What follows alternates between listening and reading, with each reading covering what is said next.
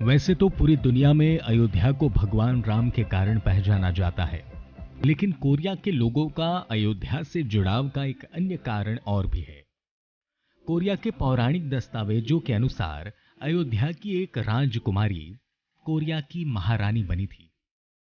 Korea के पौराणिक इतिहास में यह बात दर्ज है कि करीब 2000 साल पहले अयोध्या की राजकुमारी सूरी रत्ना नीहुहांगॉक अयुता यानी अयोध्या से दक्षिण कोरिया के ग्योंगसांग प्रांत में स्थित किमये शहर आ गई थी। मंदारिन भाषा में लिखे कोरिया के पौराणिक दस्तावेज सामगुक यूसा में उल्लेखित कथा के अनुसार अयोध्या की राजकुमारी के पिता के स्वप्न में स्वयं ईश्वर प्रकट हुए थे और उन्होंने राजकुमारी के पिता से कहा कि वह अपने बेटे और राजकुमारी को विवाह के लिए किमये शहर भेजे, जहां सूरी रत्ना का विवाह राजा सुरो के साथ संपन्न होगा। 16 वर्षों की उम्र में राजकुमारी सूरी रत्ना का विवाह किमये राजवंश के राजकुमार सुरो के साथ संपन्न हुआ। किमये राजवंश के नाम पर ही वर्तमान कोरिया का नामकरण हुआ है। कोरिया के लोगों का मानना है कि सूरी रत्ना और राजा सुरो के वंशजों ने ही 7वीं शताब्दी में कोरिया के विभिन्न राजघरानों की स्थापना की थी। उनके वंशजों को कारक वंश का नाम दिया गया है, जो कि कोरिया समेत विश्व के अलग अलग देशों में उच्च पदों पर आसीन है। कोरिया के एक पूर्व राष्ट्रपति भी इस वंश से संबंध रखते थे। यूं तो कोरिया के इतिहास में अनेक महारानियों का नाम दर्ज है, लेकिन सभी में से सूरी रत्ना को ही सबसे अधिक आदरणीय और पवित्र माना गया, जिसका कारण ये था कि उनकी जड़ें भगवान राम की नगरी अयोध्या से जुड़ी हुई थी।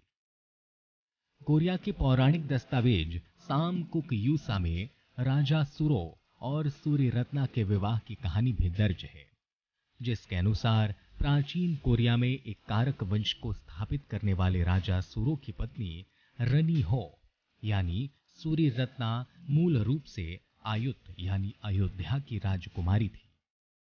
सुरो से विवाह करने के लिए उनके पिता ने उन्हें समुद्र के रास्ते से दक्षिण कोरिया स्थित कारक राज्य भेजा था। आज की तारीख में कोरिया में कारक गोत्र की तकरीबन 60 लाख लोग स्वयं को राजा सुरो और अयोध्या की राजकुमारी का वंशज बताते हैं। सुरो और सूरी रत्ना की दास्ता पर यकीन करने वाले लोगों की आबादी दक्षिण कोरिया की कुल आबादी का 10वां भाग है। कोरिया के पूर्व राष्ट्रपति किम डेई जुंग और पूर्व प्रधानमंत्री हियो जियोंग और जोंग पिल किम कारक वंश से ही संबंध रखते थे। कारक वंश के लोगों ने उस पत्थर को भी सहेज कर रखा है, जिसके विषय में यह कहा जाता है कि अयोध्या की राजकुमारी सूरी रत्ना अपनी समुद्र यात्रा के दौरान नाव का संतुलन बनाए रखने के लिए इसे रख कर लाई थी। किमये शहर में राजकुमारी हौ की प्रतिमा भी है। कोरिया में रहने वाले कारक वंश के लोगों का एक समूह हर साल फरवरी-मार्च के दौरान राजकुमारी सूरी रत्ना की मातृभूमि पर उन्हें श्रद्धांजलि अर्पित करने अयोध्या आते हैं।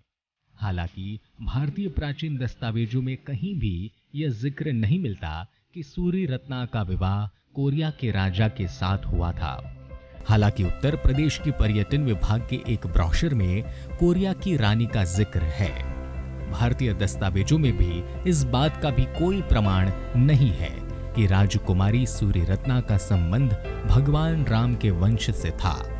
संबंधित कथाओं के अनुसार सूरी रत्ना या हौ का निधन 57 वर्ष की उम्र में हुआ था। ऐसी ही रहस्यमय कहानियों के लिए जुड़े रहें धार्मिक स्टोरी के साथ।